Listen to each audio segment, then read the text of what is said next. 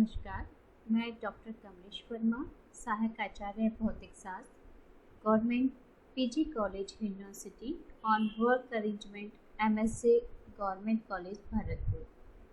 आज हम BSc part second में प्रैक्टिकल क्लासेस में जिस प्रैक्टिकल की बारे में पढ़ेंगे वो है study of characteristic of A given transistor NPN और PNP in common base configuration. उभयनिष्ठ आधार संरूपण में दिए गए संधि ट्रांजिस्टर NPN और अथवा PNP के अभिलाक्षणिकों का अध्ययन करना। संधि ट्रांजिस्टर NPN और PNP के बारे में हम थ्योरी की क्लासेस में विस्तृत रूप से पढ़ चुके हैं तथा इसके अभिलाक्षणिकों के बारे में हमने पढ़ा था कि इसके दो अभिलाक्षणिक होते हैं, निवेशी और निर्गम। हमें ये अभिलाक्षणिक वक्र प्राप्त करने हैं तथा इनसे हमें 4 पैरामीटर्स की कैलकुलेशन करनी है। तो आइए हम शुरुआत करते हैं।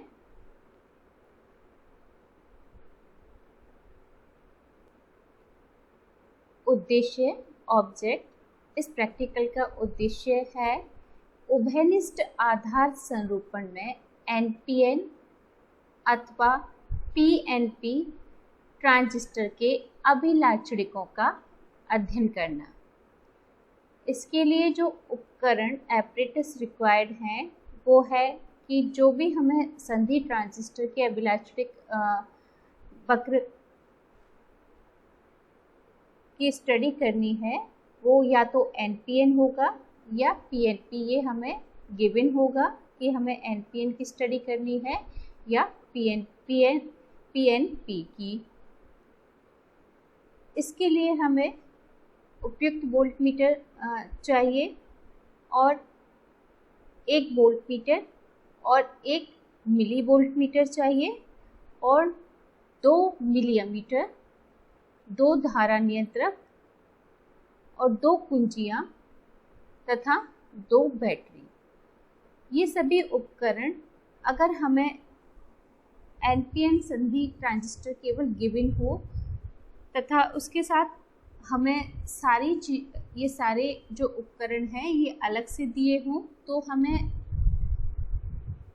इसके परिपथ के अकॉर्डिंग ये सेट करना होता है। लेकिन आजकल जो हम लैब में परफॉर्म करते हैं इस एक्सपेरिमेंट को, उसमें ये संधि ट्रांजिस्टर के लिए सब इनबिल्ट आता है। केवल हमें कनेक्शंस लीड्स की सहायता से अपना परिपथ पूर्ण करना होता है और कैरेक्टरिस्टिक्स के लिए रीडिंग्स लेनी होती हैं। तो ये सभी हमें तभी रिक्वायर होते हैं जब हम अलग से पूरा सेटअप एक साथ असेंबल करते हैं। तो जो असेंबल्ड जो हमें लैब में मिलता है उसमें ये सभी और कनेक्टेड होते हैं।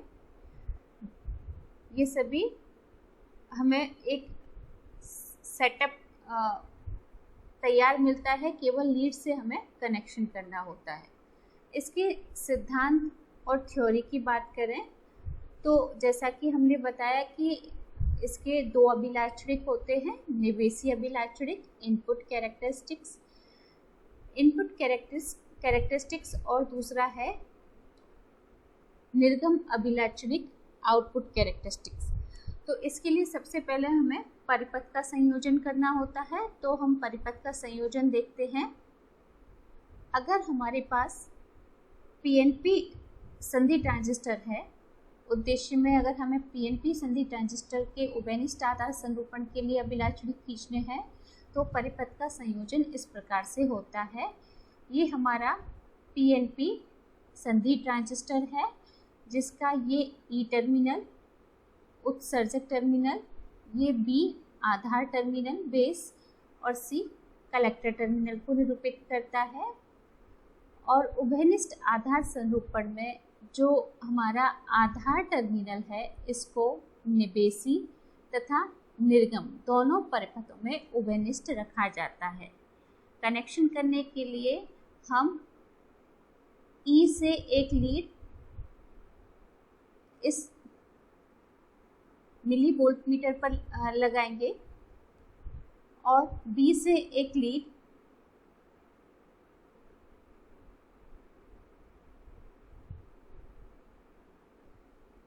वोल्ट मीटर के ऋणात्मक पॉइंट से लगाएंगे और ई से एक और कनेक्शन लीड हम मिली अमीटर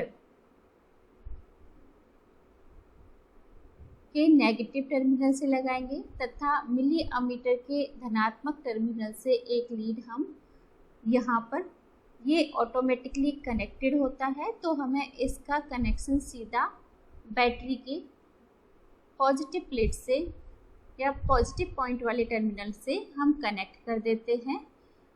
इसी के साथ ही बी से एक लीड जाती है और बी से इस लीड को हम बैटरी की नेगेटिव प्लेट से कनेक्ट कर देते हैं। तो ये हमारा निवेशी परिपथ के लिए कनेक्शन हो गए। निर्गम पर यहाँ पर ये मिली वोल्ट मीटर है, यहाँ पर बी बिट गया है। इसके बाद हम निर्गम परिपथ के लिए अगर कनेक्शन देखें तो बी से सबसे पहले बी से कनेक्शन करेंगे और बी से कनेक्शन करने के लिए बी को वोल्ट मीटर के पॉजिटिव टर्मिनल से कनेक्ट करेंगे और सी को वोल्ट मीटर के नेगेटिव टर्मिनल से कनेक्ट करेंगे। सी से एक और लीड निकाल लेंगे और ये मिली अमीटर के पॉजिटिव टर्मिनल से और मिली अमीटर का जो नेगेटिव टर्मिनल है उसको बैटरी की नेगेटिव प्लेट से कनेक्ट करेंगे। इसके साथ ही बी से एक और लीड निकालेंगे, उसको बैटरी की पॉजिटिव प्लेट से हम कनेक्ट कर देंगे। तो इस प्रकार हम देखते हैं कि हमारा जो निवेशी परिपथ है वो ई क्या है, हमारा पी टाइप का है। तो पी बैटरी की पॉजिटिव प्लेट से जुड़ा हुआ है तो ये अग्रदिशिक वायस अवस्था में होगा। तो हमारा निवेशी परिपथ अग्रदिशिक वायस अवस्था में होगा।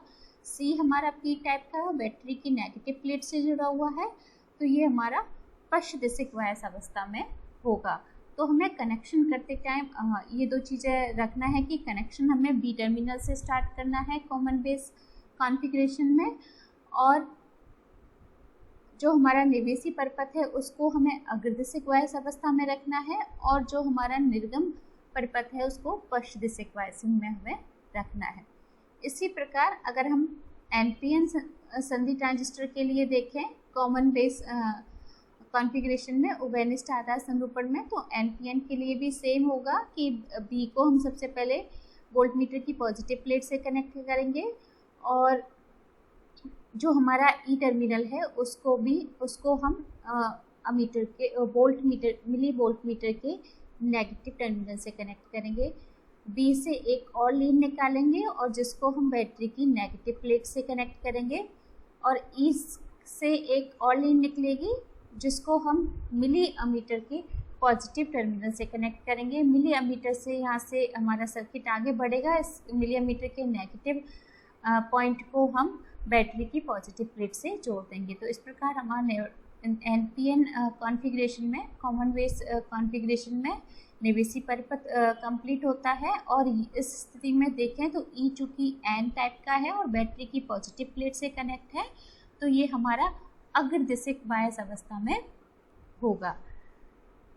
अब निवेशी परिपथ के लिए कनेक्शन देखें तो यहाँ से बी को हम वोल्ट मीटर के नेगेटिव टर्मिनल से और सी को हम वोल्ट मीटर के पॉजिटिव टर्मिनल से कनेक्ट करेंगे और बी को आगे बढ़ाएंगे और बैटरी की नेगेटिव प्लेट से कनेक्ट करेंगे और सी से कनेक्शन आगे बढ़ाएंगे तो मिली अमीटर के नेगेटिव पॉइंट से इसको कनेक्ट करेंगे और मिली अमीटर से कनेक्शन आगे बढ़ाते हुए इसके मिली अमीटर के पॉजिटिव पॉइंट को हम बैटरी की पॉजिटिव प्लेट से जोड़ देंगे।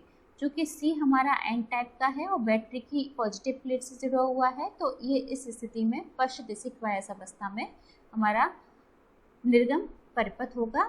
तो इस प्रकार एनपीएन और पीएनपी संधि ट्रांजिस्टर के लिए हम कनेक्शन परिपथ का संयोजन करते हैं।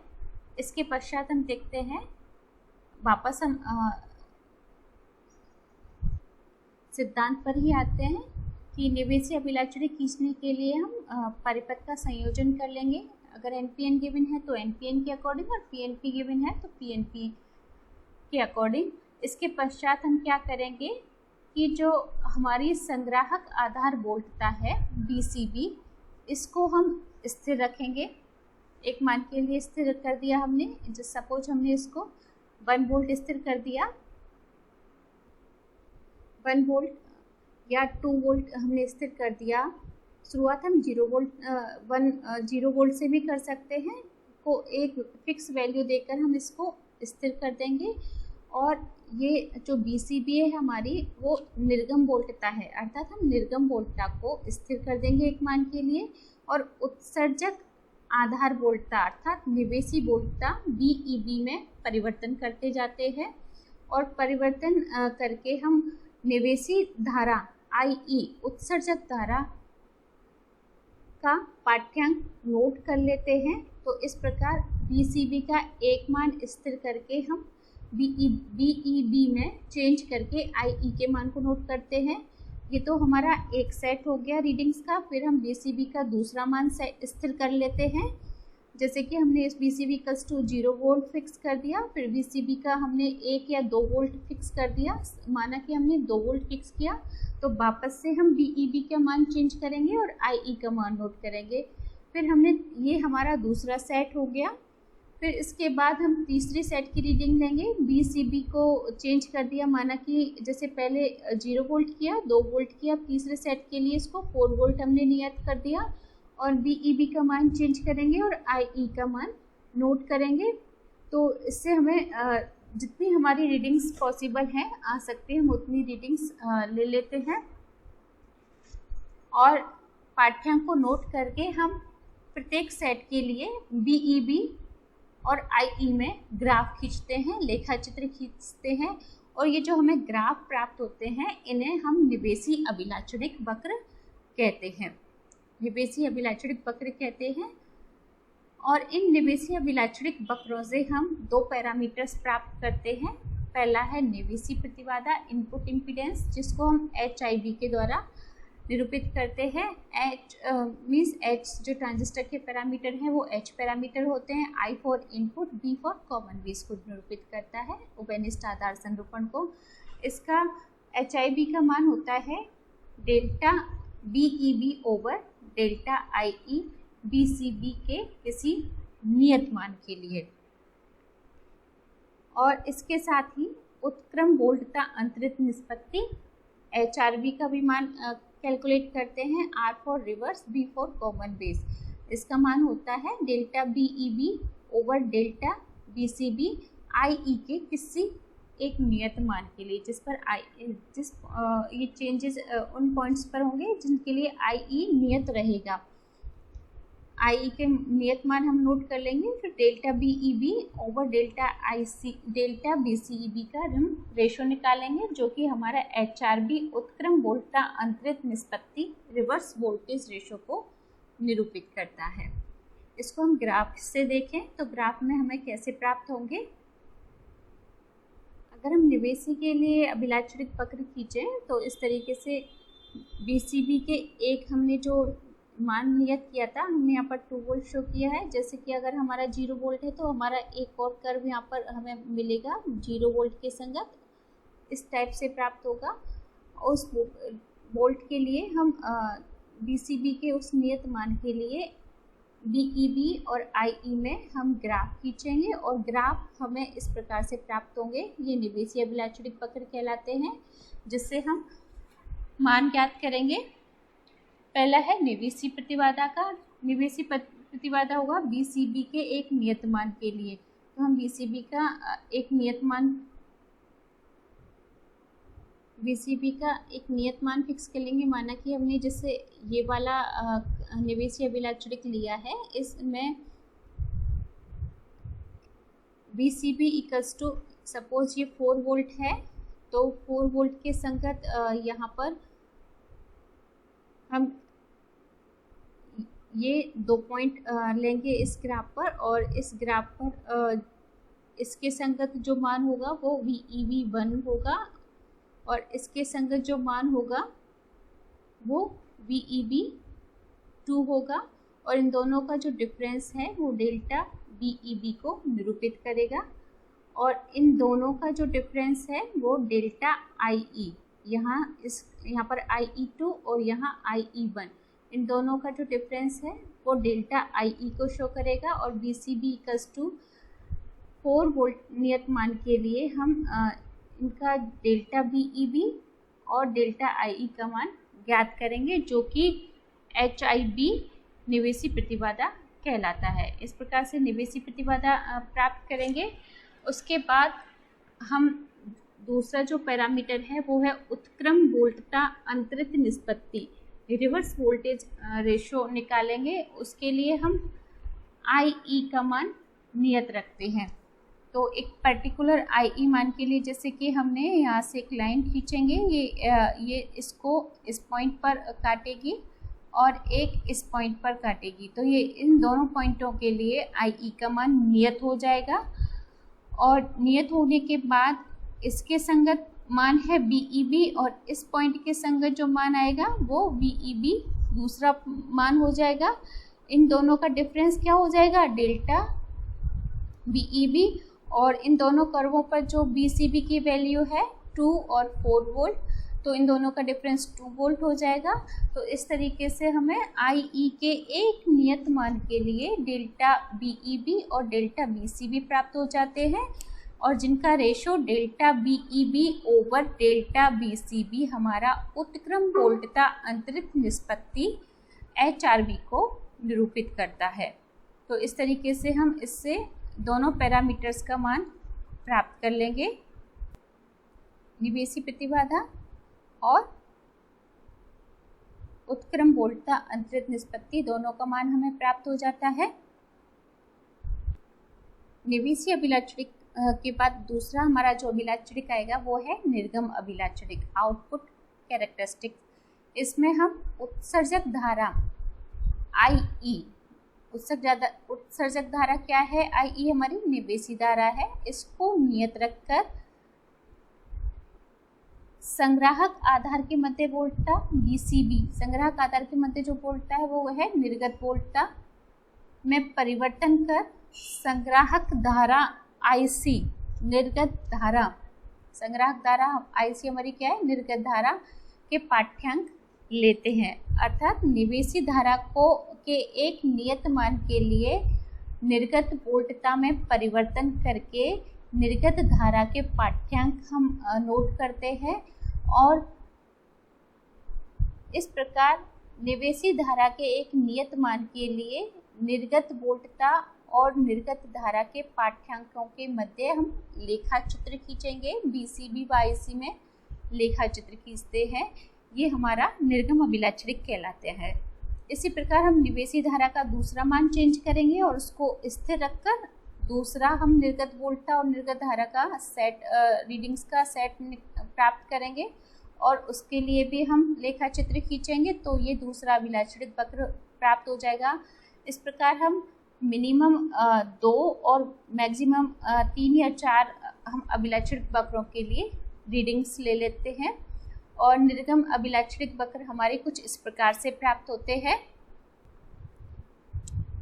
हमारे जो निर्गम अभिलाक्षणिक वक्र हैं वो इस प्रकार से प्राप्त होंगे। इसमें हम एक्स एक्सिस पर निर्गत वोल्टता और वाई एक्सिस पे हम निर्गम धारा लेते हैं, और इनके हम यूनिट्स हमेशा शो करेंगे। और IE के सपोज हमने स्टार्टिंग में 0 मिली एम्पियर निवेशी धारा IE हमने फिक्स किया, जिसे हमने 1 नाम दे दिया। इसके इस मान के लिए हमने BCB और IC की रीडिंग्स नोट की, BCB का मान चेंज करके IC की रीडिंग नोट की, और हमें जब हमने लेखा चित्र खींचा तो हमें ये प्लॉट मिलेगा, ये वक्र मिलेगा। फिर जब हमने IE2 दूसरा मान चेंज किया, माना कि ये 2 मिली एम्पियर है या 1 मिली एम्पियर है, सपोज माना कि हमने इसको 1 मिली एम्पियर ले लिया, या अगर रीडिंग्स नहीं आए तो 0.5 ज़्यादा वेरिएशन हो तो हम 0.5 मिली एम्पियर सेट कर लेंगे। तो 0.5 मिली एम्पियर या 1 मिली एम्पियर हम सेट कर लेंगे और फिर वापस से BCB का मान चेंज करके IC का मान नोट करेंगे, जिससे हमें ये वाला अभिलाक्षणिक वक्र प्राप्त होगा इनके मध्य लेखा चित्र से। इसी प्रकार तीसरे सेट के लिए हम इस प्रकार से तीसरा वक्र, तो हमें जो निर्गम अभिलाक्षणिक वक्र हैं इस प्रकार से प्राप्त होते हैं। इसमें जो 0 milliampere IE equals to 0 milliampere के नीचे का जो क्षेत्र है ये हमारा अंतक क्षेत्र कट ऑफ रीजन कहलाता है, और ये वाला रीजन हमारा संतृप्त रीजन कहलाता है, सैचुरेशन रीजन कहलाता है, और यहाँ पर ये रीजन है जो एक्टिव रीजन कहलाता है जिसमें ट्रांजिस्टर वर्क करता है। इसको हम थ्योरी में अच्छे से एक्सप्लेन कर चुके हैं। तो इस प्रकार से निर्गम अभिलाक्षणिक वक्र प्राप्त होते हैं। निर्गम अभिलाक्षणिक वक्रों से भी हमें 2 पैरामीटर निकालने होते हैं, जो हैं कि निर्गम चालकता HOV और अग्रधारा लब्धि HFV, जिसको अल्फा भी कहते हैं। तो निर्गम चालकता का जो फॉर्मूला है HOV का इक्वल्स टू होता है delta IC over delta BCB IE के नियत मान के लिए। तो हम किसी एक कर्व को फिक्स कर लेंगे, चूँकि एक अभिलाक्षणिक पर IE का मान क्या है, नियत है, उसके संगत 2 पॉइंट्स लेते हैं। किसी एक वक्र को लेके इसके हम 2 पॉइंट्स लेंगे यहाँ पर और यहाँ पर, इसके संगत इन 2 पॉइंट्स के, इस पॉइंट के संगत और इस पॉइंट के संगत 2 पॉइंट फिक्स कर लेंगे, और जिसके लिए हम एक पॉइंट अगर हमने यहाँ पर फिक्स किया और एक पॉइंट यहाँ पर, इसके संगत हम यहाँ पर लाइन ड्रॉ करेंगे इन पॉइंट्स के संगत, और यहाँ पर भी इनको हम मिलाएंगे एक्स एक्सिस से और वाई एक्सिस से, और इनके संगत जो पॉइंट्स हैं एक्स एक्सिस के संगत जो रीडिंग्स होंगी वो डेल्टा BCB को निरूपित करेंगे, और वाई एक्सिस के संगत जो इनका डिफरेंस होगा रीडिंग्स का वो डेल्टा IC को डिनोट करेगा, और इन दोनों का हम रेशो निकालेंगे जो कि हमारी निर्गम चालकता होगी। रेशो होगा हमारा delta IC over delta BCB, जो कि क्या होगी, निर्गम चालकता। इस प्रकार निर्गम चालकता निकालेंगे। फोर्थ जो इससे हमारा दूसरा पैरामीटर है और लास्ट पैरामीटर जिसको हमने फोर्थ नाम दिया है हमारी रीडिंग्स में, वो है अग्रधारा लब्धि। अग्रधारा लब्धि हमें प्राप्त होगी BCB के किसी एक नियत मान के लिए। तो BCB के एक नियत मान हम यहाँ से फिक्स कर लेंगे, एक यहाँ से पॉइंट हम यहाँ से ड्रॉ करेंगे, तो इससे इस एक्सिस से एक लाइन ड्रॉ करेंगे, इसके संगत पॉइंट हम यहाँ पर, जैसे ये जो लाइन हमने ड्रॉ की है ये इसको यहाँ पर कट करता है, इस वक्र को यहाँ पर कट करता है। तो इनके संगत IC का मान निकालेंगे, इनको हम इन पॉइंट्स को हम वाई एक्सिस से मिलाएंगे, और वाई एक्सिस से मिलाने पर जो पॉइंट्स कट होंगे उनका जो अंतर है वो डेल्टा IC को निरूपित करेगा, और ये डेल्टा IC हम नोट कर लेंगे। और चूंकि ये दोनों हम वक्र ले रहे हैं, ये वाला वक्र और ये वाला वक्र, तो IE2 और IE3 का जो डिफरेंस है वो हमारा डेल्टा IE को डिनोट करेगा। तो डेल्टा I का वैल्यू हमें मिल गई और डेल्टा IC की वैल्यू मिल गई, और BCB नियत है उस, तो इस प्रकार से हम अग्रधारा लब्धि अल्फा या HFV निकालेंगे। HFV इक्वल्स टू आती है equals to alpha equals to delta IC over delta IE, और इन दोनों का रेशो निकाल के हमें अग्रधारा लब्धि प्राप्त हो जाएगी। निर्गम चालकता की जो यूनिट है वो महो है, और निवेशी प्रतिरोध का जो यूनिट है वो ओम है, और जो हमारा उत्क्रम वोल्टता अंतरित निष्पत्ति थी वो यूनिटलेस है, क्योंकि ये 2 वोल्टताओं का अनुपात है, और अग्रधारा लब्धि भी चूंकि ये 2 धाराओं का अनुपात है ये भी यूनिटलेस होगी, विमाहीन होगी। अब इसका सिद्धांत भी देख लिया हमने, वर्किंग देख ली, और प्लॉट्स कैसे बनाने हैं। प्रेक्षण में हमें लिखना होता है कि जो हम ट्रांजिस्टर यूज कर रहे हैं उसका एक पर्टिकुलर नंबर होता है, वो नंबर हम यहाँ पर लिखेंगे। और ट्रांजिस्टर हमें कौन सा ट्रांजिस्टर गिवन है, एनपीएन या पीएनपी, यहाँ पर हम प्रेक्षण में लिख देंगे।